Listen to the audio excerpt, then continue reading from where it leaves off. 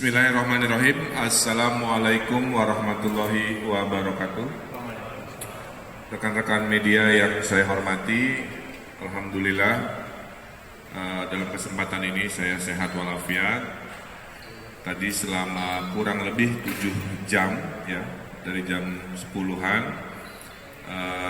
sebagai warga negara yang sangat taat pada aturan hukum datang karena dimintai keterangan-keterangan dalam kapasitas sebagai Ketua Komite Penanggulangan COVID juga Gubernur Jawa Barat perihal kejadian keramaian kerumunan di Megamendung.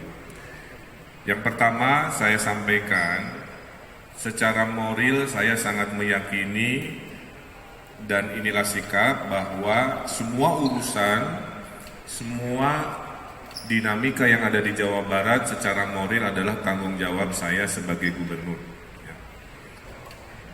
Sehingga dalam kapasitas itu tentulah apa yang terjadi positif negatif, kelebihan kekurangan tentu menjadi tanggung jawab saya.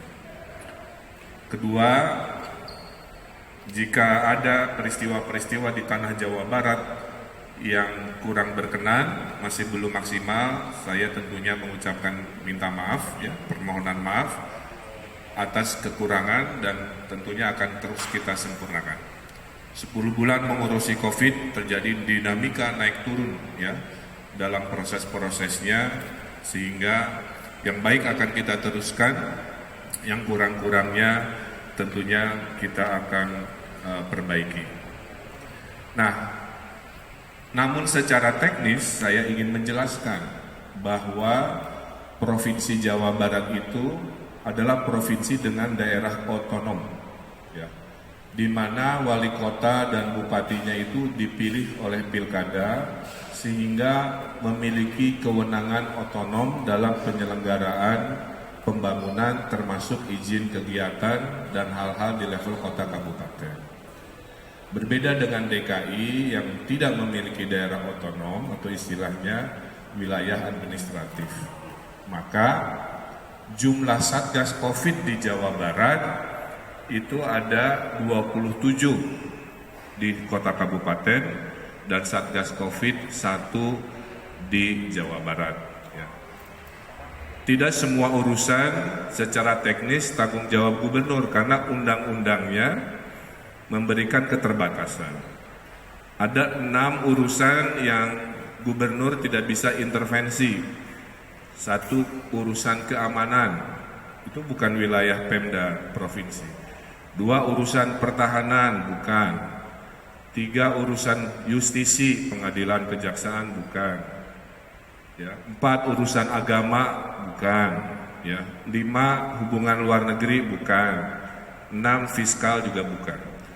Jadi dalam kondisi kewenangan itulah kita harus memahami peristiwa-peristiwa ini dalam aturan perundang-undangannya.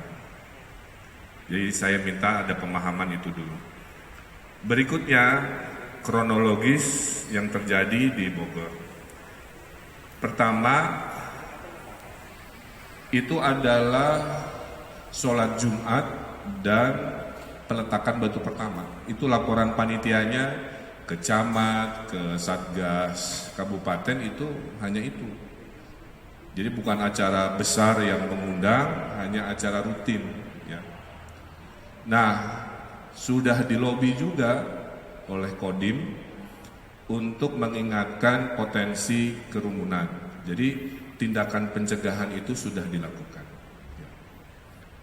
Kemudian dalam hari hanya ternyata ada euforia dari masyarakat yang bukan mengikuti tapi hanya ingin melihat juga. Itulah yang membuat situasi menjadi sangat masif, kira-kira begitu.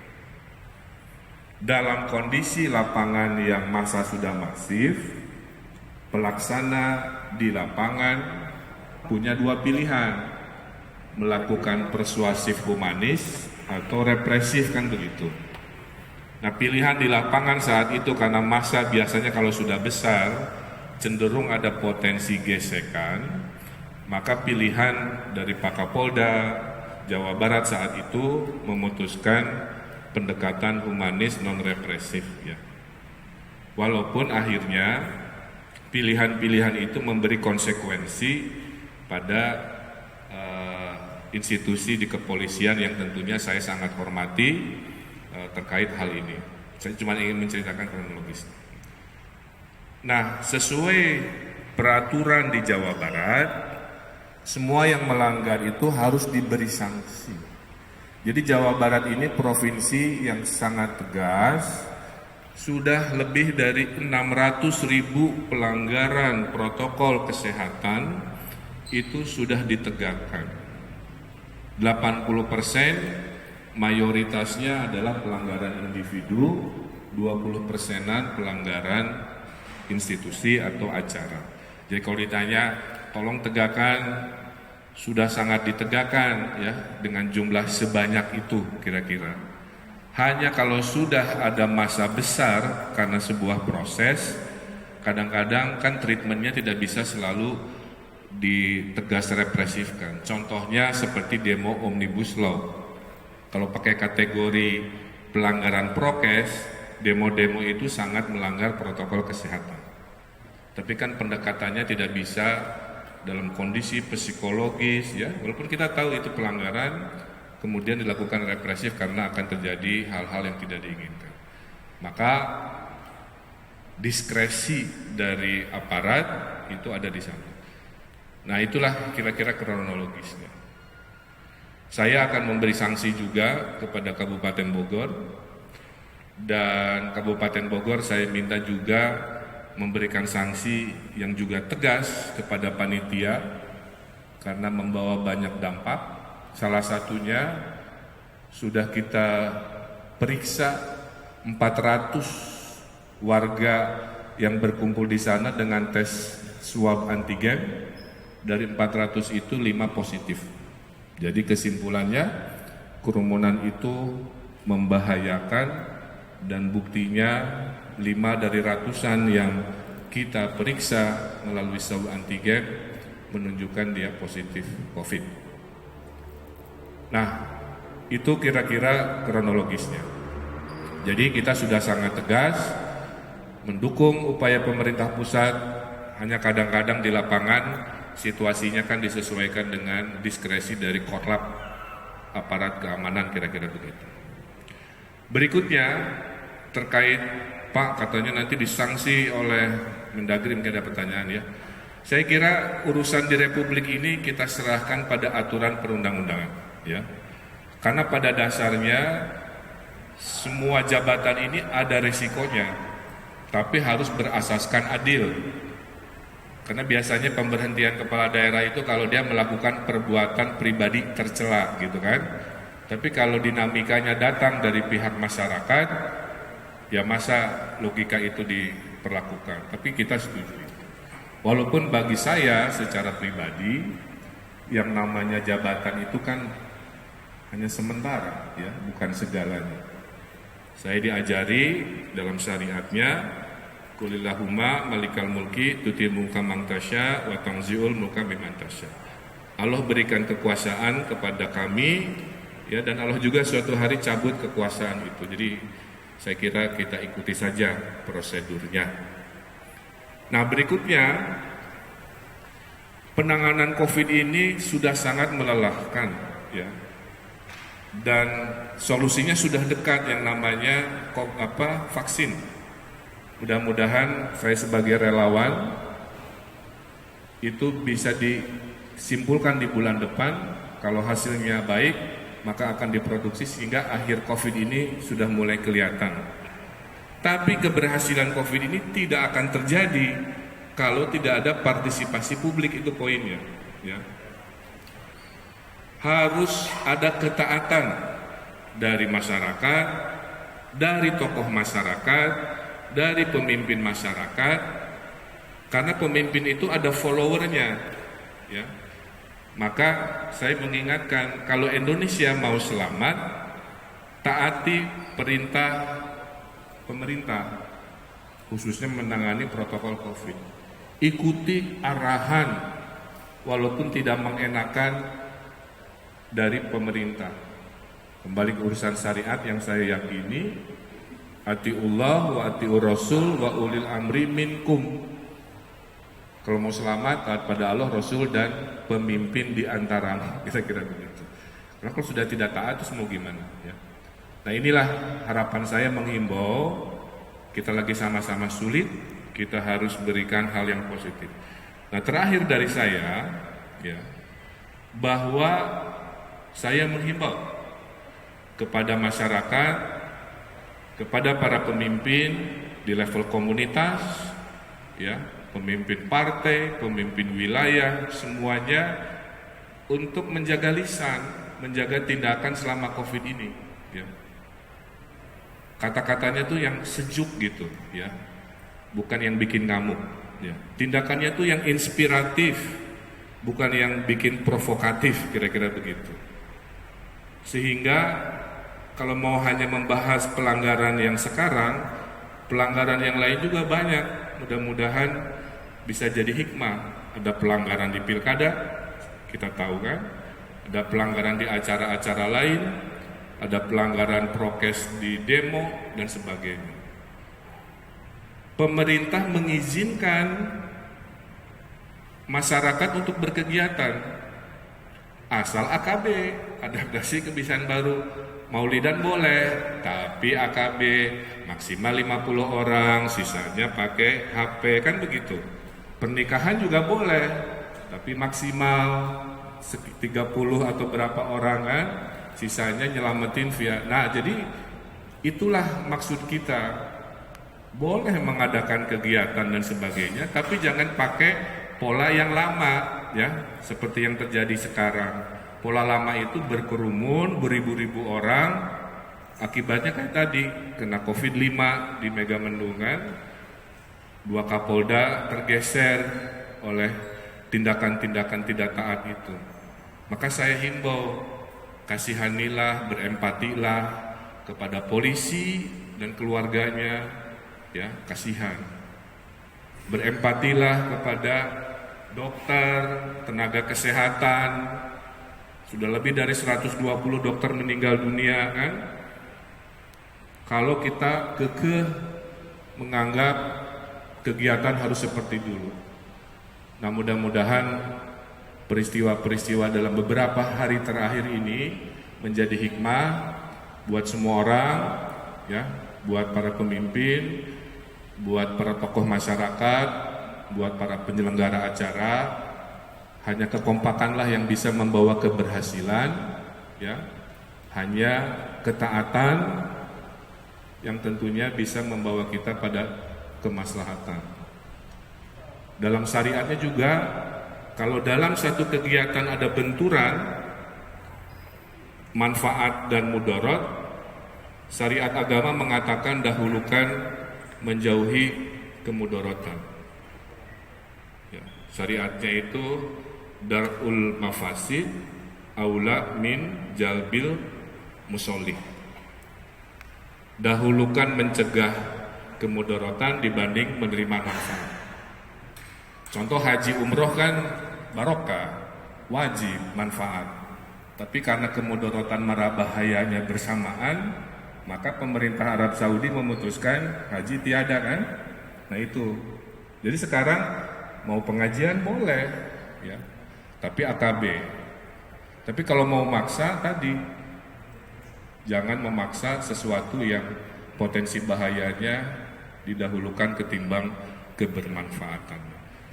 Nah itulah mudah-mudahan bisa dipahami, ya, terkait situasi hari ini. Jadi secara moral saya bertanggung jawab, tapi secara teknis sesuai tadi klarifikasi, ya, itu teknisnya itu ada di Satgas Kabupaten Bogor. Karena menurut Undang-Undang Otonomi, kegiatan lokal itu tidak perlu selalu dilaporkan dan minta izin gubernur. Kecuali 2 hal, ada kegiatan provinsi di lokasi itu, atau lokasi kegiatannya ada di perbatasan, misalkan perbatasan Bogor Cianjur, nah itu provinsi tanggung jawab. Tapi kalau acaranya lokal, Undang-Undang Otonomi mengatakan itu tanggung jawab lokal. Jadi saya bilang, saya tidak bermaksud mencari kambing hitam. Makanya saya awali apapun yang terjadi tetap tanggung jawab saya sebagai pemimpin wilayah dan saya minta maaf. Tapi dari sisi teknis, kalau mau bicara hukum kita harus proporsional. Saya kira itu ya, dan kami akan terus tegas ya. Yang dilakukan oleh banyak pihak sekarang juga kami dukung. Sudah 600.000 kasus kita tangani dalam penegakan prokes ini ya. Nah, mudah-mudahan setelah ini semua lebih membaik, COVID makin menurun, menunggu vaksin, kita disiplin, mudah-mudahan secepatnya kita kembali normal lagi. Saya kira itu pernyataan saya secara utuh selama 7 jam apa-apa yang saya berikan keterangan, dan pihak dari kepolisian sangat memahami aturan hukum tadi dan tentunya akan mencari hal-hal yang sifatnya sangat proporsional dan adil. Terima kasih, saya beri kesempatan jika ada 1-2 pertanyaan. Berapa? Sanksi apa yang akan diberikan kepada Kabupaten Bogor? Memberikan Kang Emil seperti disebutkan akan memberikan. Ya, dalam aturannya itu ada sifatnya teguran lisan, itu sudah, ada yang sifatnya tertulis, itu sedang dipersiapkan, dan ada pertimbangan-pertimbangan lainnya yang tentunya nanti kita putuskan secara baik. Tapi juga secara kemanusiaan, saya juga harus menyampaikan rasa simpati saya karena ibu bupatinya sekarang dirawat di RSPAD terpapar COVID, kira-kira begitu. Jadi suasana kebatinan di Kabupaten Bogor sedang tidak baik, kira-kira begitu ya. Jadi aturan tetap ditegakkan, tapi kemanusiaan juga kita akan dahulukan ya. Tapi dari pihak Kabupaten Bogor sudah menyiapkan juga sanksi sesuai aturan, karena batas pemberian sanksi itu ada 14 hari untuk tabayun ya, cek and recheck dulu, baru setelah itu ada pemberian sanksi juga. Kang, izin. Apa tadi Akang bilang bahwa secara tanggung jawab moral Akang merasa itu punya tanggung jawab dan minta maaf, dan secara hukum tanggung jawab hukum itu ada pada PMK Bogor. Ya, kalau dari Pemprov sendiri kan selama ini ketika ada pelanggaran protokol kesehatan, koordinasinya dengan Polda Jawa Barat seperti apa, dan dalam konteks di Megamendung itu apakah ada koordinasi untuk bagaimana mengantisipasi sehingga ada keputusan melakukan pendekatan human seperti yang dilakukan? Ya, jadi saya sampaikan ya, kan tadi ada 6 bidang yang kami tidak punya wewenang ya, pertahanan, keamanan, lain-lain. Kalau polisi itu kan komando kan, jadi setiap kegiatan di Bogor pasti lapor ke Polda. Kalau pemerintah daerah itu tidak komando, koordinatif, melapor jika perlu bantuan, melapor jika ada irisan. Kalau nggak ada ya itu urusan lokal. Nah, yang kami tahu dari sisi kepolisian dengan Pemkab Bogor itu sudah di hari hanya menerjunkan 1.200 pasukan keamanan, terdiri dari Pol PP, polisi, TNI. Tapi karena tadi seperti demo ya, kalau pada saat posisinya jumlah sudah banyak, pilihan represif itu mungkin ada risiko yang dihitung. Nah, disitulah memang risiko pemimpin di lapangan ya, keputusan itulah yang mungkin diambil yang terjadi di Bogor. Ada denda itu kan urutannya 3 ya dalam aturan Jawa Barat, teguran lisan, teguran tertulis, dan denda administratif. Denda administratif itu dari 50.000 sampai 50 juta di peraturan Bupati Kabupaten Bogor. Saya kira bukan tidak mungkin jumlah dendanya yang maksimal, kira-kira begitu.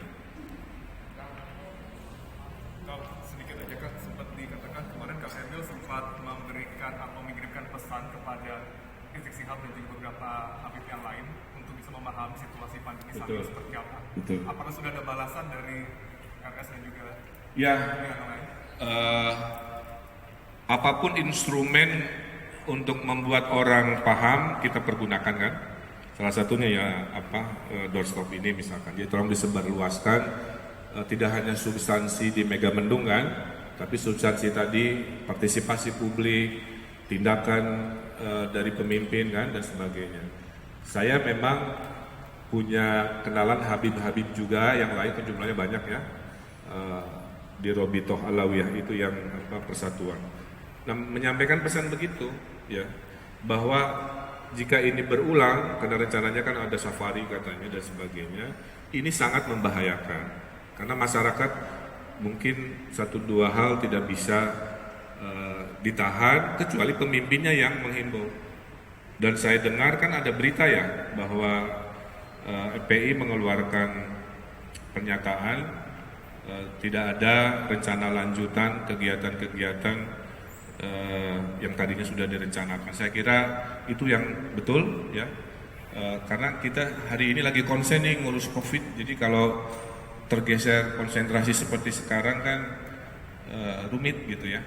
Saya lagi ngurus pasien, ngurus bodebek, persiapan vaksin, jadi terganggu oleh hal-hal yang sebenarnya tidak perlu terjadi kalau semua paham.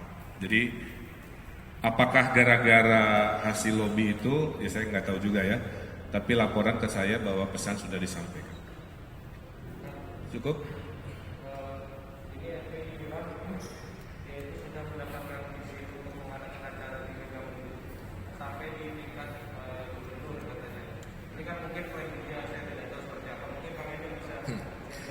Saya sampaikan itu tidak betul. Secara prosedur satu tidak betul, secara klaim juga itu saya nyatakan tidak betul. Makanya biar kepolisian saja yang membuktikan.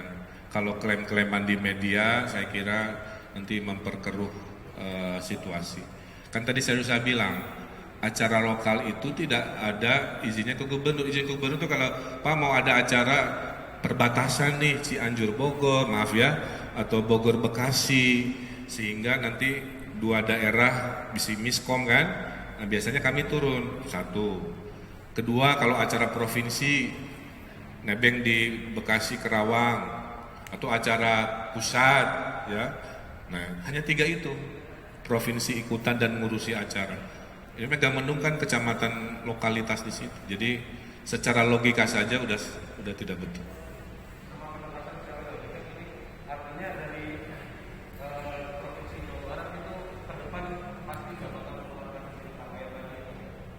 Kan saya bilang tadi, jangan keliru dengan kalimatnya. Kegiatan itu boleh asal ikut aturan AKB, adaptasi kebiasaan baru. Zona merah ini AKB-nya, zona oranye ini AKB-nya, zona hijau juga ada AKB-nya. Dari AKB yang dine-in tidak boleh, sampai AKB yang boleh tapi dibatasi jumlah yang datang. Karena apa? Kita kan ingin produktif, ekonomi nggak bisa dienolkan. Kalau ekonomi dinolkan namanya lockdown, kan begitu. Jadi artinya izin keramaian itu boleh, tapi syaratnya tadi. Jadi sebenarnya kegiatan Megamendung juga boleh, asal yang datangnya sesuai aturan kan, yaitu maksimal ada 50 untuk acara tertentu, 150 dibatasi, kira-kira begitu. Terakhir, situasi pada saat itu masa spontan atau bagaimana? ya saya kan tadi ya, karena acara lokal, jadi saya tentunya dilapori setelahnya ya. Itu didapati laporannya begitu, spontanitas. Ada yang bilang, Pak, itu sebenarnya mayoritas juga penduduk cuman pengen lihat, kira-kira itu ya. Setelah lihat, lewat, balik lagi ke rumah masing-masing. Tapi potensi yang kena fotonya kan seolah-olah itu peserta dari seluruh kegiatan acaranya. Jadi spontanitas itu saya kira faktanya memang begitu. Jadi apa yang dilakukan Polda Jabar, pendekatan humanis itu sudah tepat menggunakan?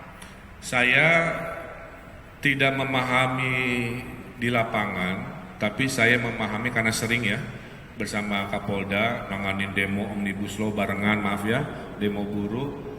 Ada kalanya Pak Gub harus temui kan gitu ya, kayak Omnibus Law saya datang. Kadang-kadang harus represif, mobil polisi sampai hancur ya juga dilakukan.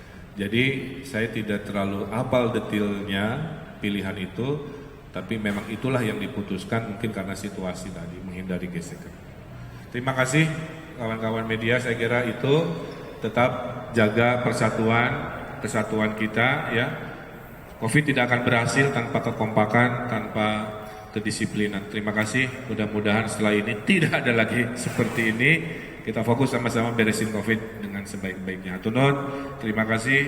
Assalamualaikum warahmatullahi wabarakatuh.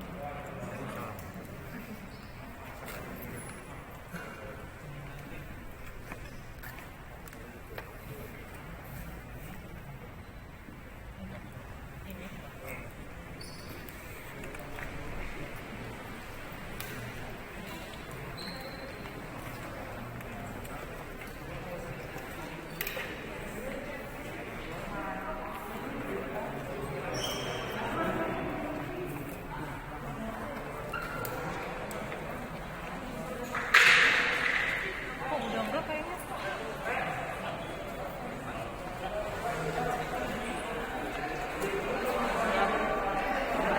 Nyebur.